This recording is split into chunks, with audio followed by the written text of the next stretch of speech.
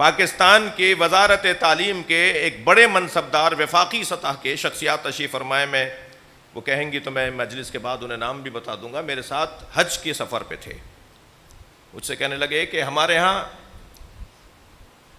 تعلیم کا کیا مقدار ہے، اس پر ایک گفتگو تھی. تو مجھے انہوں نے بتایا کہ میں ایک فلاں ملک کے سفر پہ تھا، تو وہاں پوچھا انہوں نے ہم سے کہ آپ کے یہاں تعلیم کا جو مقدار اور معیار ہے وہ کتنا ہے. تو میں نے جو بتایا تو شرمندگی کا تھا کہ اتنے فیصد، ہم 10% بھی تعلیم یافتہ نہیں ہیں.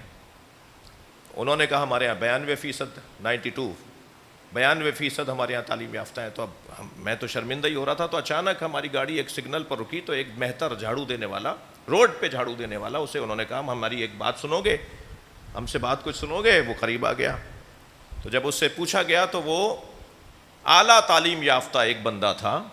تو انہوں نے ان سے کہا کہ تم یہ اتنا پڑھنے کے بعد روڈ پہ جھاڑو لگا رہے ہو؟ تو اس نے جواب دیا کہ میں نے تعلیم نوکری کے لیے حاصل نہیں کی تھی، شعور کے لیے حاصل کی تھی.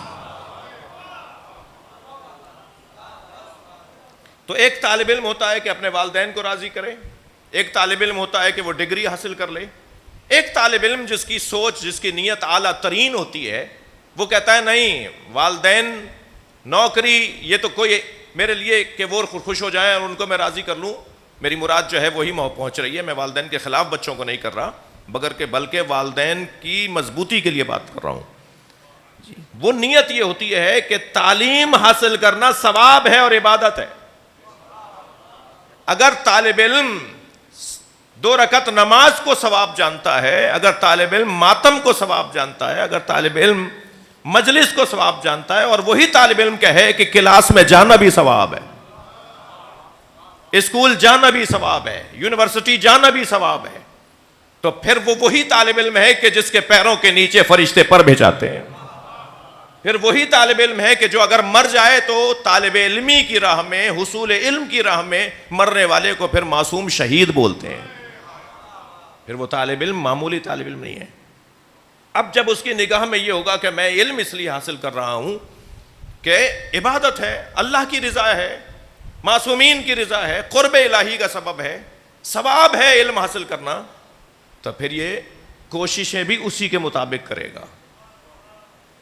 سوچ کو بلند کرنا، ہدف کو بلند کرنا، یہ ایک انسان، کامیاب انسان کی علامت ہے. یہ کس نے بتایا ہے؟ عزیزو، قربان جائیں علی مولا کے نام پر. مولا علی نے جتنا انسان کو عالی بنایا ہے کسی اور نے نہیں بنایا. اور انسان عالی ہوتا ہے اپنی سوچ کے عالی ہونے سے. مولا علی فرماتے ہیں قیمتو کل امرئن ما یحسنو، ہر شخص کی وہی قیمت ہے جسے وہ چاہتا ہے. اپنا ہدف اونچا کرتے چلے جاؤ، تمہاری قیمت بڑھتی چلی جائے گی. اپنا مقصد بلند کرتے چلے جاؤ، تمہاری قیمت بڑھتی چلی جائے گی. علی مولا نے سوچ کو بلند کیا ہے. اپنے مقصد کو بلند کرو. تمہارا مقصد یہ ہے کہ نوکری کرو، تمہارا مقصد یہ ہے کہ تم فلاں چیز حاصل کر لو. تم تو چھوٹی، تم تو بچوں کی طرح زندگی گزار رہے ہو. جیسے ایک چھوٹا بچہ ٹافی کے عوض سونے کا سکہ دے دیتا ہے. اسے نہیں پتا یہ سونے کا سکہ کتنا قیمتی ہے، اسے یہ پتا ہے کہ ٹافی کتنی قیمتی ہے. تو اگر ہم دسترخوان معرفت علی پر آ کر بیٹھ جائیں تو ہمیں یہ پتا چل جائے گا کہ قرب الہی کتنا قیمتی ہے.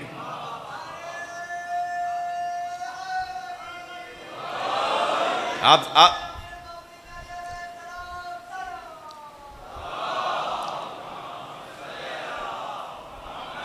بہت بڑا مجمع صلوات اور بلند ہو سکتی ہے. اللہم صلی علی محمد وآل محمد.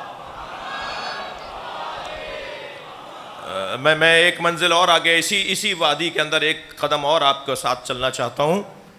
ذرا غور فرمائیں، آپ کی میری کوئی قیمت ہے؟ نہیں. اللہ نے جب مکھی مچھر کو بغیر قیمت کے نہیں بنایا، اور ہر شخص کی، علی مولا کی زبان میں ہر شخص کی قیمت وہی ہے جو اس کا مقصد ہے. ہر وجود کا مقصد اس کی قیمت، اس کی قیمت اس کا مقصد. یہ علی مولا نے بتا دیا.